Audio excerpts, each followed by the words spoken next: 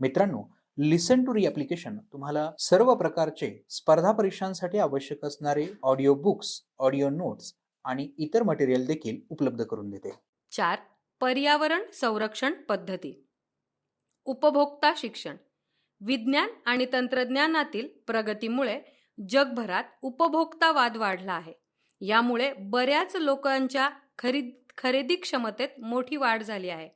जरी या विकासामुळे अनेक लोकांचे जीवनमान उंचावले आहे, म्हणून तो स्वागतार्ह आहे, तरी खरेदीची क्षमता वाढल्यामुळे अनेक प्रश्न निर्माण झाले आहेत.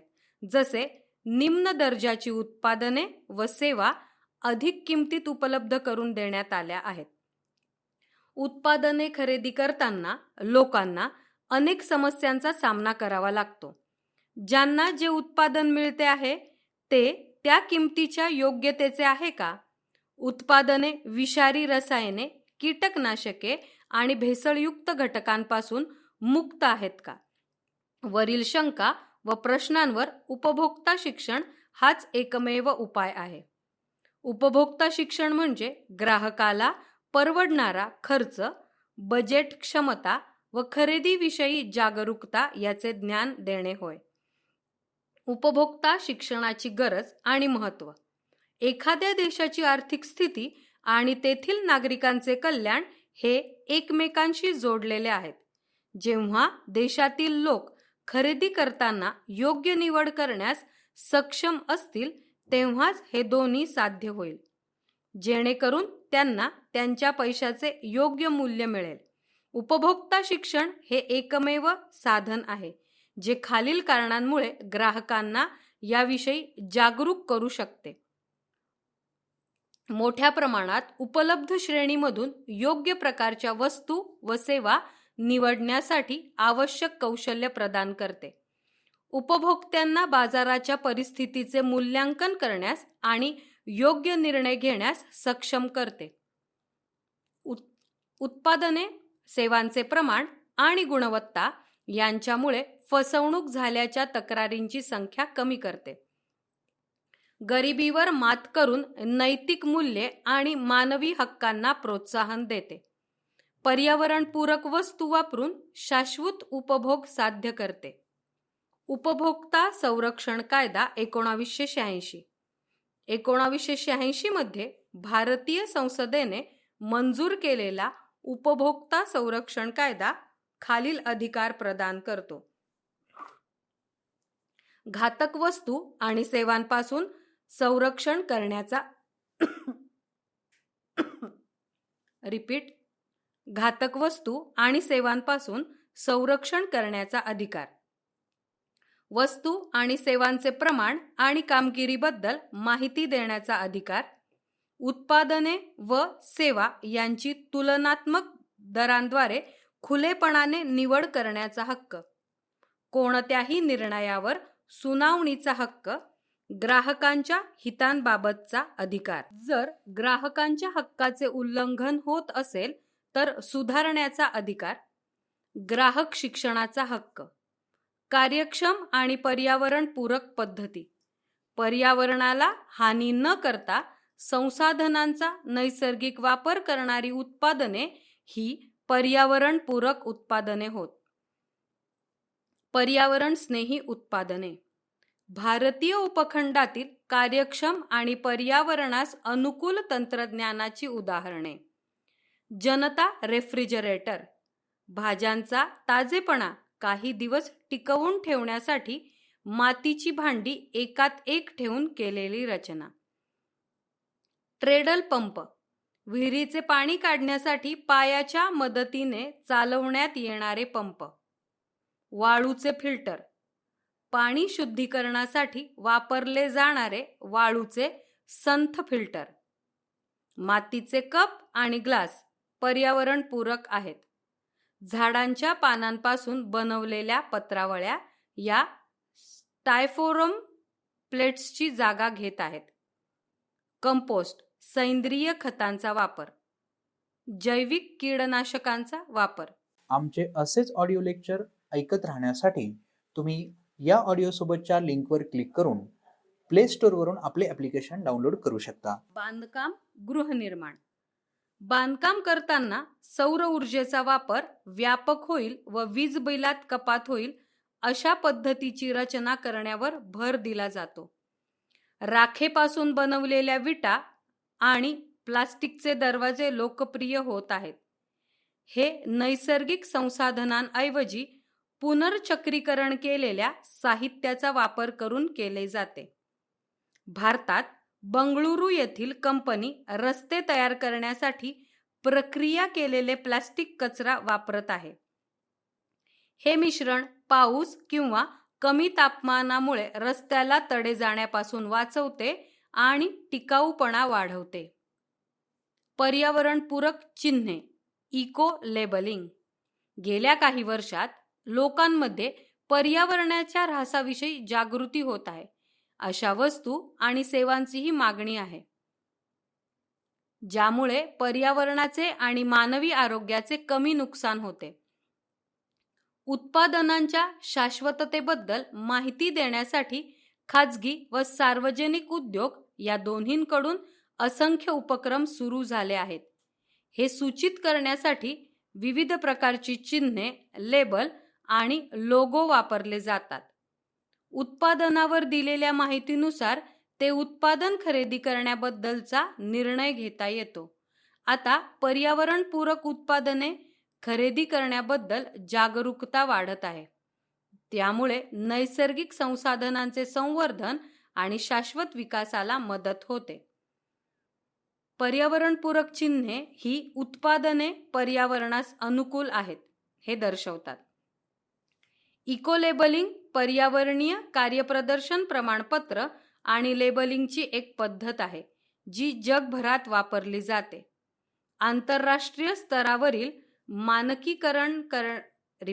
मानकीकरणाने ISO जगभरात वेगवेगळ्या इको लेबलिंग योजना आणि लोगो दिले आहेत. हे लोगो उत्पादनादरम्यान होणारे प्रदूषण व ऊर्जा वापर यासारखे पर्यावरणीय निकष दर्शवतात. इको लेबलिंगचे फायदे. इको लेबल ग्राहकांना विशिष्ट उत्पादनांच्या फायद्याविषयी अधिक जागरूक करते. उदाहरणार्थ पुनर्वापर केलेले कागद किंवा विषमुक्त सफाई माध्यमे. हे ऊर्जा कार्यक्षमता वाढवतात व कचरा कमी करण्यास मदत करतात. हे पर्यावरणाचे नुकसान कमी करण्यास मदत करतात. हे उद्योगाची प्रतिमा व उत्पादनांची विक्री सुधारतात. हे ग्राहकांमध्ये जागरूकता वाढवण्यास व पर्यावरणास अनुकूल उत्पादने वापरण्यास प्रोत्साहित करतात. पर्यावरणपूरक उत्पादनांची निर्मिती आणि विपणनासाठी उद्योग अधिक जबाबदार होतात. हरित इमारत. हरित इमारत किंवा शाश्वत रचना म्हणजे संसाधनांचा कार्यक्षम वापर. यामध्ये क्षेत्र निवड, रचना, बांधकाम व देखभाल यांच्या दरम्यान पर्यावरण व मानवी आरोग्यावर होणारे परिणाम कमी करते. हरित इमारतीच्या रचनेमध्ये 5 मुख्य घटक आहेत, जसे बांधकाम सामग्री, ऊर्जा, पाणी व आरोग्य व 4 R तत्वे. कमी करा, रिड्यूस, पुनर्वापर करा, रियूज, पुनर्चक्रीकरण, रिसायकल व पुनर्प्राप्ती, recover. Indian green building counselling ही भारतात निवासी क्षेत्रासाठी हरित इमारतींच्या चळवळीचे नेतृत्व करते. इकोमार्क. भारत सरकारने पर्यावरणपूरक उत्पादनांची सहज ओळख पटवण्यासाठी 1991 मध्ये इकोमार्क म्हणून ओळखली जाणारी इको लेबलिंग योजना सुरू केली. पर्यावरणास कमी हानिकारक अशी उत्पादने ग्राहकांना सहज ओळखता यावीत व ती विकत घेण्यास त्यांना प्रोत्साहित करावे हे या योजनेचे उद्दिष्ट आहे. इको मार्क्सचे निकष. उत्पादन प्रक्रिया, वापर व वापरानंतर विल्हेवाट लावताना पर्यावरणाची हानी लक्षणीय प्रमाणात कमी करणाऱ्या उत्पादनांवर इकोमार्क लेबल केले जाऊ शकते. इकोमार्क प्रदान करण्याचे निकष हे उत्पादनाच्या सर्व टप्प्यांना समाविष्ट करतात. याला उगमापासून ते अंतापर्यंतचा दृष्टिकोन देखील म्हटले जाते. आमचे असेच ऑडिओ लेक्चर ऐकत राहण्यासाठी तुम्ही या ऑडिओसोबतच्या लिंकवर क्लिक करून प्ले स्टोअरवरून आपले ॲप्लिकेशन डाउनलोड करू शकता. मुख्य घटकांमध्ये स्त्रोत आणि वापरल्या गेलेल्या कच्च्या मालाचा प्रकार, नैसर्गिक साधन संपत्तीचा योग्य कार्यक्षम वापर, ऊर्जा कार्यक्षम उत्पादन, कचरा व्यवस्थापन व उत्पादनाची विघटनशीलता यांचा समावेश आहे. इकोमार्कसाठी खालीलप्रमाणे आवश्यक बाबी आहेत. भारतीय मानक संस्थांच्या संबंधित मानकांची पूर्तता करणारी उत्पादने, उत्पादनातील आवश्यक घटकांची प्रमाणानुसार उतरत्या क्रमाने यादी प्रदर्शित करणे, ज्या निकषांवर हे उत्पादन पर्यावरणपूरक आहे ते निकष व त्यांच्या योग्य वापरासंबंधीचा तपशील वेष्टनावर दर्शविणे, वेष्टनासाठी वापरली जाणारी सामग्री पुनर्वापर, पुनर्चक्रीकरण करण्यायोग्य व जैव विघटनशील असावी. इकोमार्क तांत्रिक समितीने 16 उत्पादनांच्या श्रेणीसाठी इकोमार्क सूचित केले आहेत. यामध्ये मुख्यतः साबण, डिटर्जंट्स, कागद, वंगण तेल, वेष्टन साहित्य, पेंट्स, बॅटरी, इलेक्ट्रॉनिक वस्तू, खाद्यपदार्थ, सौंदर्य प्रसाधने, प्लास्टिक उत्पादने, चामडे इत्यादींचा समावेश आहे. भारतातील इकोमार्क योजनेचा लोगो म्हणून मातीचे भांडे निवडले गेले आहे, जे मातीसारख्या पुनर्वापरायोग्य संसाधनांचा वापर करते, कमी ऊर्जेत तयार होते, तसेच घातक कचरा निर्माण करत नाही व त्यांचे घन आणि डौलदार स्वरूप टिकाऊ व मृदुता दोन्हींचे प्रतिनिधित्व करते. ISO 14000 मानक. ISO 14000 ही पर्यावरण व्यवस्थापन मानदंडाची एक प्रणाली आहे, जी संस्थांसाठी आंतरराष्ट्रीय मानांकन ISO द्वारे प्रकाशित केली गेली आहे. ज्या संस्थांना त्यांचे पर्यावरण व्यवस्थापन प्रयत्न सुधारण्याची आवश्यकता आहे, अशा संस्थांना ISO 14000 मानक मार्गदर्शक सूचना प्रदान करतात. पर्यावरणावर परिणाम करणाऱ्या उपक्रमांचे व्यवस्थापन करण्याची ही एक प्रक्रिया आहे. ISO 14000 च्या माध्यमातून कोणतीही संस्था आंतरराष्ट्रीय स्तरावर स्वीकारल्या जाणाऱ्या मानकांप्रमाणे त्यांची पर्यावरण पद्धती अवलंबते. ISO 14000 अंतर्गत प्रमाणपत्र म्हणजे संस्था पर्यावरण अनुकूल पद्धती सुनिश्चित करणारी एक संस्था ठरते. ISO 14000 प्रमाणपत्र मिळवून संस्थेला अनेक फायदे होतात, जसे प्रदूषण नियंत्रण व कचरा व्यवस्थापन प्रणाली, तसेच त्यामुळे कच्चा माल आणि ऊर्जेच्या संवर्धनाद्वारे आर्थिक बचत करण्यास मदत होते. पर्यावरणीय परिणामांचे मूल्यांकन, एन्व्हायरमेंट इम्पॅक्ट असेसमेंट. पर्यावरण परिणाम मूल्यांकन म्हणजे प्रस्तावित कृती आणि प्रकल्पांच्या पर्यावरणावर होणाऱ्या परिणामांची ओळख, अंदाज आणि मूल्यांकन करण्यासाठी एक पद्धतशीर प्रक्रिया आहे. EIA उद्दिष्टे: एखाद्या क्षेत्राच्या विकासाच्या कामांचा आर्थिक, पर्यावरणीय आणि सामाजिक परिणाम ओळखणे, अंदाज करणे आणि त्याचे मूल्यमापन करणे. निर्णय घेण्यासाठी पर्यावरणावर परिणाम करणारी माहिती पुरवणे. योग्य पर्याय आणि उपाययोजना शोधणे. संसाधने संवर्धन, कचरा कमी करणे आणि कचऱ्यापासून पुनर्प्राप्तीस चालना देणे, शाश्वत विकासास प्रोत्साहन देणे. भारतातील पर्यावरण प्रभाव मूल्यांकन: जेव्हा एखादा नवीन विकास प्रकल्प तयार केला जातो व त्याचा पर्यावरणाच्या गुणवत्तेवर परिणाम होण्याची शक्यता असते, तेव्हा EIA करणे आवश्यक आहे. पर्यावरण, वनीकरण आणि हवामान बदल मंत्रालय MOEF and CC भारतात पर्यावरण परिणाम मूल्यांकन करण्यासाठी प्रयत्न करीत आहेत. यासाठी जबाबदार संस्था केंद्रीय प्रदूषण नियंत्रण मंडळ आहे. आमचे असेच ऑडिओ लेक्चर ऐकत राहण्यासाठी तुम्ही या ऑडिओ सोबतच्या लिंकवर क्लिक करून प्ले स्टोअरवरून आपले ॲप्लिकेशन डाउनलोड करू शकता. भारतात EIA ची सुरुवात 1994 पासून झाली. EIA अधिसूचना 2006 अंतर्गत उद्योग, खाण, सिंचन, वीज आणि वाहतूक इत्यादी ठराविक क्षेत्रात येणाऱ्या 40 कार्यांसाठी EIA आवश्यक आहे. कोणत्याही विकास प्रकल्पांना पर्यावरण मंत्रालयाकडून पर्यावरणाची मंजुरी मिळवणे हे सरकारचे धोरण आहे. EIA चे महत्त्व. EIA हे पर्यावरणीय व्यवस्थापनाचा एक उपयुक्त घटक आहे. EIA हे प्रकल्पातील व्यवहार्यतेवर परिणाम करू शकणाऱ्या समस्या, संघर्ष व नैसर्गिक संसाधनांच्या वापरावरील मर्यादा यावर लक्ष केंद्रित करते. समस्यांचा अंदाज घेतल्यानंतर EIA समस्या कमी करण्यासाठी उपाय शोधते. प्रकल्पाच्या शाश्वततेसाठी चे मार्ग सुचवते. EIA हे शाश्वत विकासाचे साधन मानले जाते. नवीन EIA अधिसूचनेनुसार प्रकल्पाच्या 2 श्रेणी निश्चित केल्या आहेत.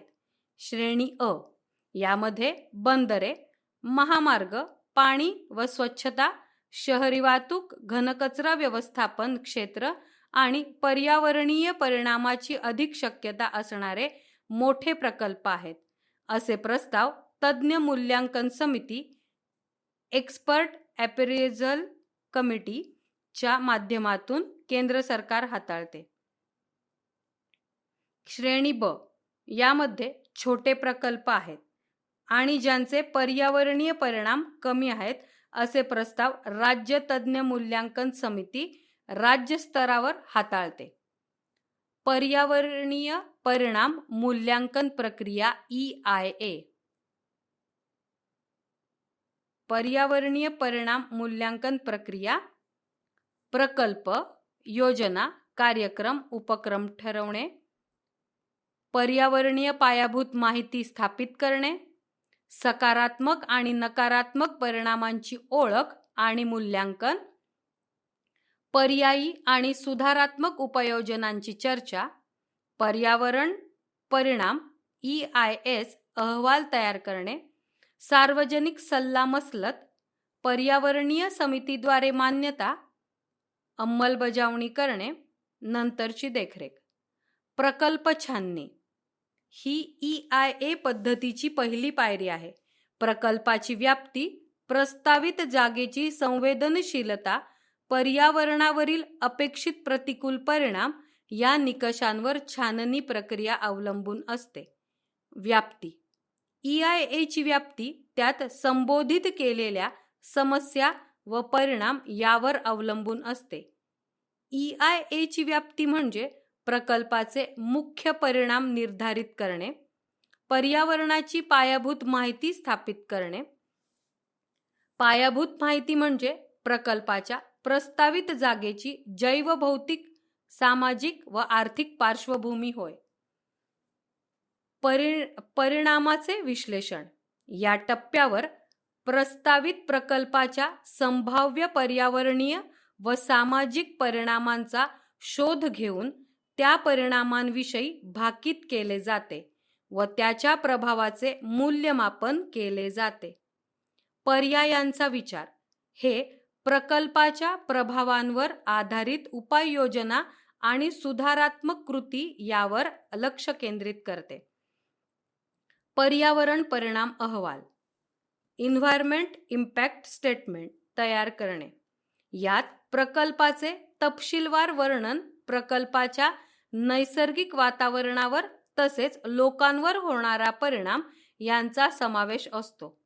त्यात हे परिणाम कमी करणाऱ्या उपाययोजना, पर्याय किंवा सुधारात्मक कृतींच्या सूचना यांचा देखील समावेश असतो. सार्वजनिक सल्लामसलत ही अशी प्रक्रिया आहे ज्याद्वारे प्रकल्प प्रभावित लोकांची मते आणि चिंता विचारात घेतल्या जातात. यात सार्वजनिक सुनावणी आणि लेखी प्रतिसादांचा समावेश असतो. प्रकल्प प्रस्ताव स्वीकारायचा की नाकारायचा किंवा त्यात बदल करायचा हा निर्णय पर्यावरणीय समिती ठरवते. नंतरची देखरेख. प्रकल्प कृतीत आल्यानंतरची ही पायरी आहे. प्रकल्पाचे परिणाम कायद्याच्या मर्यादेतच आहेत आणि दुष्परिणामांच्या उपाययोजनांची अंमलबजावणी EIA अहवालामध्ये दिल्याप्रमाणे आहे. याबाबतची देखरेख यामध्ये केली जाते. आमचे असेच ऑडिओ लेक्चर ऐकत राहण्यासाठी तुम्ही या ऑडिओसोबतच्या लिंकवर क्लिक करून प्ले स्टोअरवरून आपले ॲप्लिकेशन डाउनलोड करू शकता. हरित लेखा परीक्षण ग्रीन ऑडिट. स्थानिक, प्रादेशिक आणि जागतिक पातळीवर होणारे जलद शहरीकरण आणि आर्थिक विकासामुळे अनेक पर्यावरणीय समस्यांना सामोरे जावे लागत आहे. या पार्श्वभूमीवर सर्व संस्थांसाठी पर्यावरण लेखापरीक्षण प्रणाली अवलंबणे आवश्यक आहे, ज्यामुळे शाश्वत विकास होईल. पर्यावरणीय शाश्वतता हा देशासाठी एक महत्त्वाचा विषय होत चालला आहे. त्यासाठी संस्थांची भूमिका अधिक महत्त्वाची आहे. हरित लेखापरीक्षण ही एक अनोखी प्रक्रिया आहे जी संस्थेमध्ये उपलब्ध संसाधनांचा म्हणजे ऊर्जा, पाण्याची गुणवत्ता, जागा आणि हवेची गुणवत्ता जाणून घेते.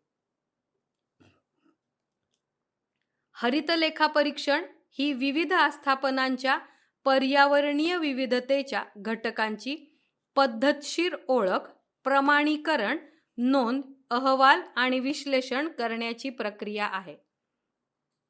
संस्थांची कार्ये, ज्यामुळे स्थानिक रहिवासी आणि पर्यावरणास धोका निर्माण होऊ शकतो का यांचे परीक्षण करण्याच्या हेतूने हरित लेखा परीक्षणाची सुरुवात 1970 पासून करण्यात आली आहे. संस्था सर्वात जास्त ऊर्जा, पाणी किंवा इतर संसाधने कुठे वापरली जात आहे हे निर्धारित करण्यासाठी हरित लेखा परीक्षण हे उपयुक्त साधन असू शकते. त्यानुसार संस्था बदल कसे राबवायचे आणि संवर्धन कसे करायचे याचा विचार करू शकते. लेखा परीक्षणाचे मुख्य उद्दिष्ट म्हणजे संस्थेच्या आणि आसपासच्या पर्यावरणाची स्थिती सुधारणे, पर्यावरणाचे संरक्षण करून मानवी आरोग्यास होणारे धोके कमी करणे हे यांचे उद्दिष्ट आहे. यामध्ये संस्थेद्वारे पर्यावरणावर परिणाम करणाऱ्या कार्यपद्धतीचे विश्लेषण केले जाते. हरित लेखा परीक्षणात खालील घटकांचा समावेश होतो. कचरा लेखा परीक्षण. कचऱ्याचे प्रकार आणि प्रमाण निश्चित करण्यासाठी याचा वापर केला जाऊ शकतो. यामुळे कचऱ्याचे प्रमाण कमी करणे किंवा पुनर्चक्रीकरण इत्यादी प्रकल्प राबवण्यास मदत होते. यामध्ये कचरा वर्गीकरण, पुनर्वापर, पुनर्चक्रीकरण व कंपोस्ट करून कचरा निर्मिती कमी करण्यासाठी मार्गदर्शन केले जाते. कचरा संकलन आणि विल्हेवाट लावण्याची यंत्रणा तपासून काय वाया जाते हे तपासून आणि शून्य कचरा परिसर कसे तयार करायचे हे समजण्यास मदत करते. जललेखा परीक्षण हे पाणी वापराच्या, सांडपाणी शुद्धीकरणाच्या सुविधा यांचे मूल्यांकन करते. हे पाण्याची एकूण आवश्यकता, प्राप्त केलेल्या व पुनर्वापर केलेल्या पाण्याचे प्रमाण मोजते. पाण्याची मागणी व पुरवठा संतुलित करणे, साठवण करणे व टंचाईच्या वेळी त्याचा उपयोग करणे हे जललेखा परीक्षणाचे मुख्य उद्दिष्ट आहे. ऊर्जा लेखा परीक्षण हे ऊर्जा संवर्धन, त्याचा वापर आणि संबंधित प्रदूषण कमी करण्यासाठीच्या पद्धतींचे मूल्यांकन करते. हे ऊर्जा वापरण्याच्या पद्धतीवर लक्ष केंद्रित करून ऊर्जा संवर्धनाची तंत्रे सुचविण्यास मदत करते. आमचे असेच ऑडिओ लेक्चर ऐकत राहण्यासाठी तुम्ही या ऑडिओसोबतच्या लिंकवर क्लिक करून प्ले स्टोअरवरून आपले ॲप्लिकेशन डाउनलोड करू शकता. परिस्थितिकीय लेखापरीक्षण हे संस्थेचे हरित क्षेत्र मोजण्यासाठी, जैवविविधता ओळखण्यासाठी आणि पर्यावरणाशी असलेले संबंध समजून घेण्यासाठी संस्थेच्या जमिनीच्या वापरावर लक्ष केंद्रित करते. हे संस्थेच्या हरित भागाची टक्केवारी मोजते. हरित क्षेत्राची भूमिका महत्त्वपूर्ण आहे, कारण ते वायू प्रदूषण कमी करते आणि जैवविविधतेस मदत करते. हे कीडनाशके आणि पर्यावरणास सुरक्षित पर्यायांचा वापर करून पर्यावरणाची देखभाल करण्यासाठी संस्था किती पुढाकार घेते हे तपासते. हरित लेखा परीक्षणाचे फायदे. हे संस्थेला पर्यावरणासंबंधी अधिक चांगले कार्य करण्यासाठी सक्षम करते. हे संस्थेच्या संसाधनांची यादी तयार करण्यास मदत करते. पर्यावरणाचे संवर्धन आणि व्यवस्थापन करण्यासाठी त्यांचे स्वतःचे मार्ग चांगल्या प्रकारे शोधण्यासाठी हरित लेखा परीक्षण मदत करते. एखाद्या संस्थेला पर्यावरणावर होणाऱ्या दुष्परिणामांची जाणीव होत आहे हे हरित लेखा परीक्षणाच्या अभिप्रायाद्वारे सूचित होते. संसाधनाच्या कार्यक्षम वापराद्वारे पर्यावरणास अनुकूल पद्धतींचा प्रसार करते. ऊर्जा लेखा परीक्षण पद्धत.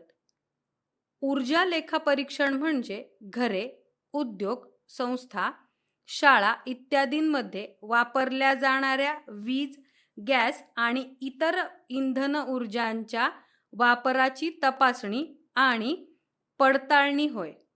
दिलेल्या सुविधेत ऊर्जा कशी वापरली जात आहे हे जाणून घेण्याच्या दिशेने हे पहिले पाऊल मानले जाऊ शकते.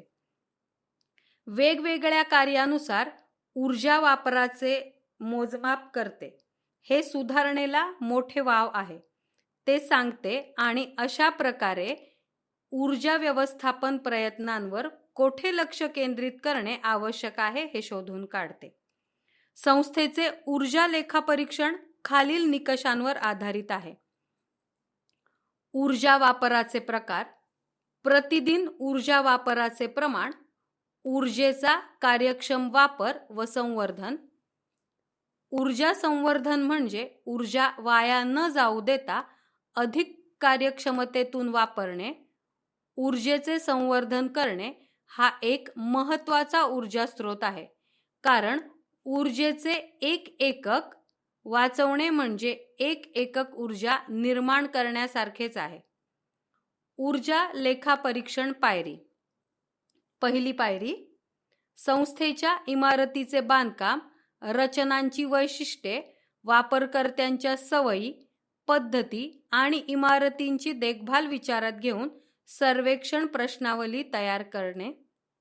दुसरी पायरी, संस्थेत वापरल्या जाणाऱ्या विविध ऊर्जा उपकरणांची संख्या, ऊर्जा वापरामुळे होणारे खर्च शोधून काढते. तिसरी पायरी, विभाग स्तरावर ऊर्जेचा वापर शोधते. चौथी पायरी, संस्था किती ऊर्जा वापरते याची गणना केली जाते व ऊर्जेचा अपव्यय होणारी क्षेत्रे शोधली जातात. पाचवी पायरी, पर्यायी पुनर्नवीकरणीय ऊर्जा स्रोतांची वापराची शिफारस करते. उदाहरणार्थ सौर ऊर्जा. ऊर्जा बचत कशी करावी? जेथे शक्य असेल तेथे सौर ऊर्जेसारख्या पुनर्नवीकरणक्षम ऊर्जा स्रोतांचा वापर करा. खोली किंवा वर्गाबाहेर जाताना दिवे, पंखे आणि इतर इलेक्ट्रॉनिक उपकरणे बंद करा. लिफ्ट ऐवजी खाली येताना जिन्याचा वापर करा. पाणी वाया घालवू नका. आमचे असेच ऑडिओ लेक्चर ऐकत राहण्यासाठी तुम्ही या ऑडिओसोबतच्या लिंकवर क्लिक करून प्ले स्टोअरवरून आपले ॲप्लिकेशन डाउनलोड करू शकता. ऊर्जा लेखा परीक्षणाचे फायदे. संस्थेच्या ऊर्जा वापराची पद्धत समजून घेण्यास मदत करते. ऊर्जा वाया जाणारे क्षेत्र ओळखून ऊर्जेची बचत. पुनर्नवीकरणीय ऊर्जा स्रोतांचा वापर केल्यास संस्था अधिक ऊर्जा कार्यक्षम होऊ शकते. ऊर्जा लेखा परीक्षण जागतिक तापमान वाढ रोखण्याच्या दृष्टीने एक छोटेसे पाऊल आहे. पर्यावरण पूरक पर्यटन इको टुरिझम. पर्यावरण पूरक पर्यटन, ज्याला शाश्वत पर्यटन देखील म्हटले जाते, हे पर्यटनाच्या विविध पद्धतींद्वारे केले जाऊ शकते.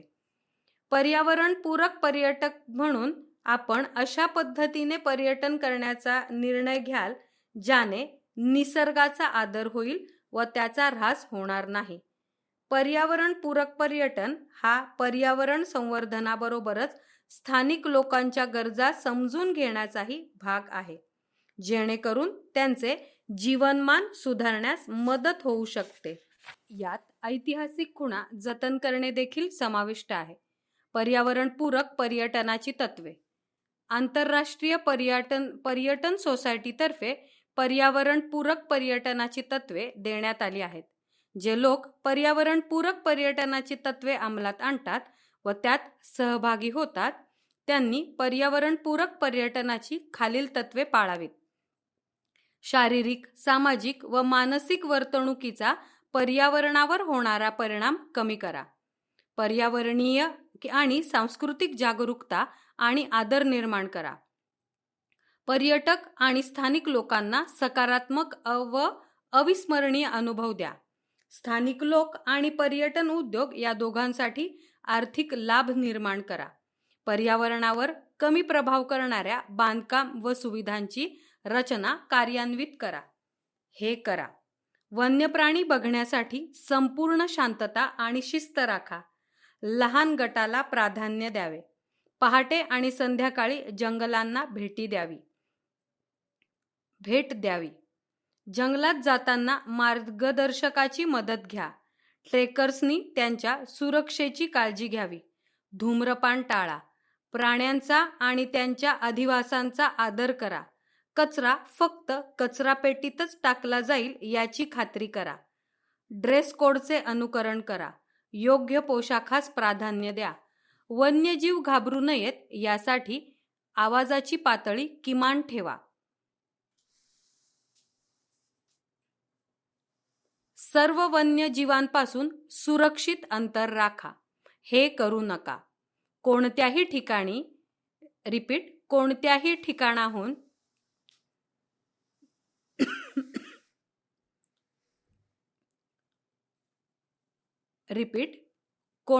ठिकाणाहून कोणत्याही प्रकारचे वनस्पती आणि प्राणी गोळा करू नका. गोंगाट करून, पाठलाग करून किंवा प्रकाशझोत टाकून प्राण्यांना त्रास देऊ नका. मासे आणि प्राणी यांना हातांनी खायला घालू नका. आंतरराष्ट्रीय अधिवेशने आणि करार. देशातील कायदे व धोरणे ठरवण्यासाठी आंतरराष्ट्रीय अधिवेशन आणि करार यांचे योगदान आहे. जेव्हा एखादा देश करारावर स्वाक्षरी करतो, याचा अर्थ त्या देशाने त्या कराराची अंमलबजावणी करण्यासाठी कृती करणे आवश्यक ठरते. भारत सरकारने आंतरराष्ट्रीय करारांची अंमलबजावणी आपल्या देशात करावी अशी भारतीय घटनेची अपेक्षा आहे. याचे उदाहरण म्हणजे जैवविविधतेच्या अधिवेशनांची अंमलबजावणी करण्यासाठी भारताने जैवविविधता कायदा 2002 लागू केला. रामसर अधिवेशन परिसंस्था संवर्धनाबद्दलचे महत्त्वाचे असे हे पहिले अधिवेशन आहे. यात फक्त संवर्धनच नाही तर पाणथळ जागांचे सुज्ञपणे उपयोग कसा करावा याबद्दल निर्देश दिलेले आहेत. हा शासकीय करार 2 फेब्रुवारी 1971 रोजी इराण येथील रामसर या कॅस्पियन समुद्र किनाऱ्यावरील शहरात स्वीकारला गेला. या करारामुळे एखाद्या देशाला खालीलप्रमाणे संधी मिळतात. पाणथळ जागांचे संवर्धन व सुज्ञपणे उपयोग याबद्दल त्या देशाची भूमिका, आवाज आंतरराष्ट्रीय मंचावर ऐकली जावी. पाणथळ जागा ह्या आंतरराष्ट्रीय स्तरावर महत्त्वाच्या असल्यामुळे या करारामुळे त्यांची प्रसिद्धी व प्रतिष्ठा वाढते. राष्ट्रीय व स्थानिक स्तरांवरील समस्यांबाबत आंतरराष्ट्रीय तज्ज्ञांचा सल्ला मिळण्यास मदत होते. पाणथळ जागांच्या समस्या सोडवण्यासाठी आंतरराष्ट्रीय सहकार्य मिळण्यास प्रोत्साहन व त्याद्वारे पाणथळ जागांच्या प्रकल्पांना पाठिंबा मिळू शकतो. आमचे असेच ऑडिओ लेक्चर ऐकत राहण्यासाठी तुम्ही या ऑडिओ सोबतच्या लिंकवर क्लिक करून प्ले स्टोअरवरून आपले ॲप्लिकेशन डाउनलोड करू शकता. पाणथळ जागांचा हा करार 1 फेब्रुवारी 1982 मध्ये भारतात प्रत्यक्षात आला.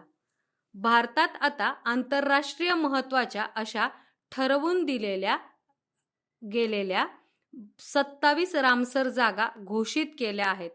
पाणथळ म्हणून घोषित होण्यासाठी अनेक निकष विचारात घेतले जातात. जर पाणथळ जागा एकमेव अथवा दुर्मिळ असेल तर, जर पाणथळीमुळे असुरक्षित, धोक्यात असणाऱ्या किंवा अति धोक्यात असणाऱ्या प्रजातींना आधार दिला असेल तर, जर त्या पाणथळींमुळे 20,000 पेक्षा अधिक जलपक्ष्यांना अधिवास दिला जात असेल तर, जर त्या पाणथळामुळे मोठ्या प्रमाणात स्थानिक माशांच्या प्रजातींना आधार असेल तर, किंवा अंडी घालण्यासाठी किंवा स्थलांतरासाठीचा मार्ग उपलब्ध करून दिला असेल तर. मानवी पर्यावरणावरील संयुक्त राष्ट्रांची परिषद, स्टॉकहोम परिषद 1972.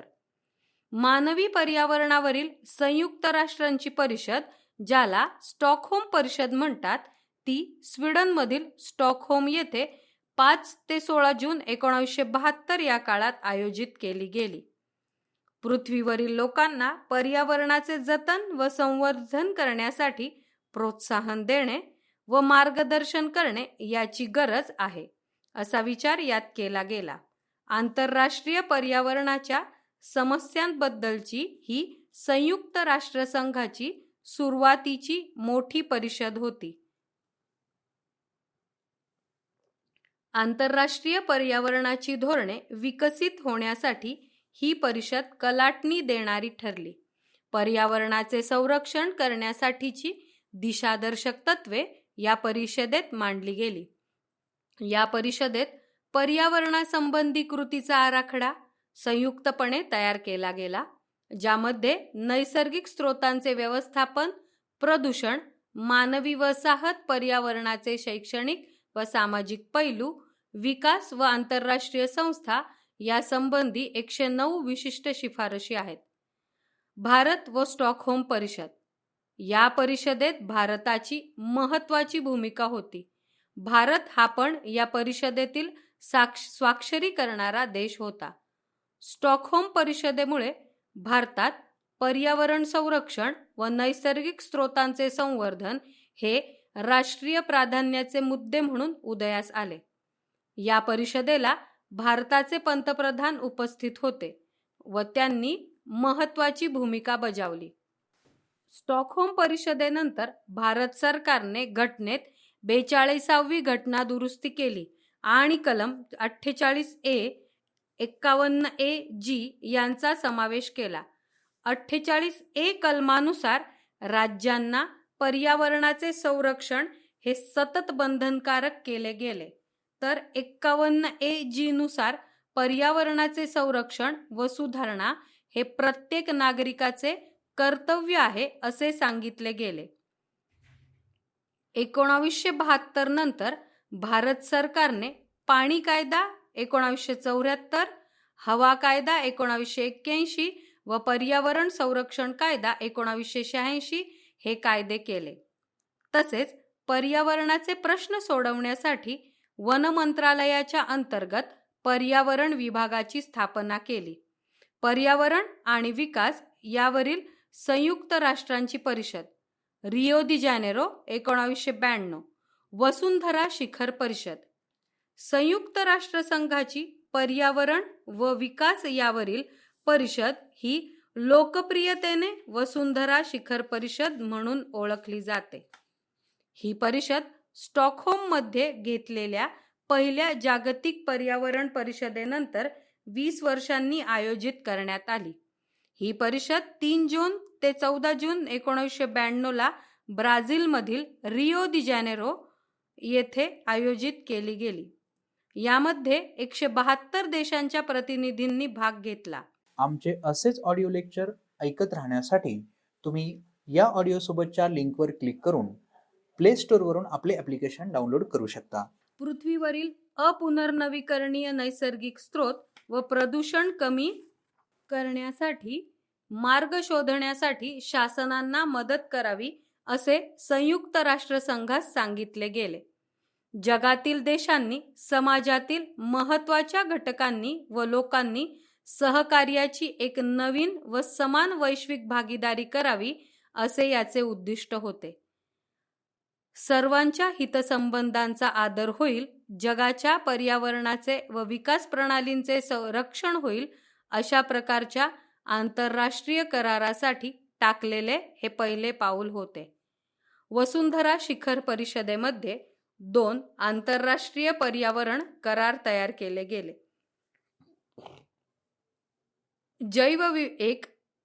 जैवविविधतेबाबतचा करार. जैविक विविधतेला उद्देशून असलेला हा पहिला आंतरराष्ट्रीय करार होता. 180 पेक्षा जास्त देशांनी यावर सह्या केल्या. याची 3 प्राथमिक उद्दिष्टे आहेत: जैवविविधतेचे संवर्धन, जैवविविधतेच्या घटकांचा शाश्वत वापर, नैसर्गिक संसाधनांपासून मिळालेल्या फायद्यांचे समान व न्याय्य वाटप. यामध्ये नैसर्गिक संसाधनांचा आर्थिक उपयोग व पारंपरिक संवर्धनाचे प्रयत्न यांचा समतोल साधला आहे. वातावरण बदलाबाबत संयुक्त राष्ट्रांची आराखडा परिषद UNFCCC हरितगृहवायू कमी करून वातावरण बदलाविरुद्ध लढा देण्यासाठी ही परिषद होती. 190 पेक्षा जास्त देशांनी UNFCCC मंजूर केली. देशातील शासनांना अनेक कृती करता याव्यात हा UNFCCCचा हेतू आहे. हरितगृह वायूंचे उत्सर्जन, राष्ट्रीय धोरणे व परिणामकारक पद्धतींसोबत माहिती गोळा करणे व ती सामायिक करणे. हरितगृह वायूंच्या उत्सर्जनाबाबत राष्ट्रीय धोरण सुरू करणे. जागतिक हवामान बदलांच्या परिणामांसाठी अनुकूल क्षमता तयार करण्याबाबत सहकार्य करणे. भारत व वसुंधरा शिखर परिषद 1992. स्टॉकहोम परिषद व रिओ शिखर परिषद 1992 यांच्या मधल्या काळात भारताने पर्यावरण व वन्यजीव संरक्षणासाठी संघटनात्मक रचना, कायदेशीर धोरणात्मक चौकट विकसित केली. शाश्वत विकासासंबंधी संयुक्त राष्ट्रांची परिषद रिओ +20. शाश्वत विकासासंबंधी संयुक्त राष्ट्रांची परिषद, ज्याला रिओ +20 असे ओळखले जाते, ती ब्राझीलमधील रिओ दी जानेरिओ येथे 20 ते 22 जून 2012 दरम्यान घेण्यात आली. शाश्वत विकासासंबंधीची ही सर्वात महत्त्वाची 3री परिषद आहे. यात शाश्वत विकासाबाबत अनेक निर्णय घेतले गेले.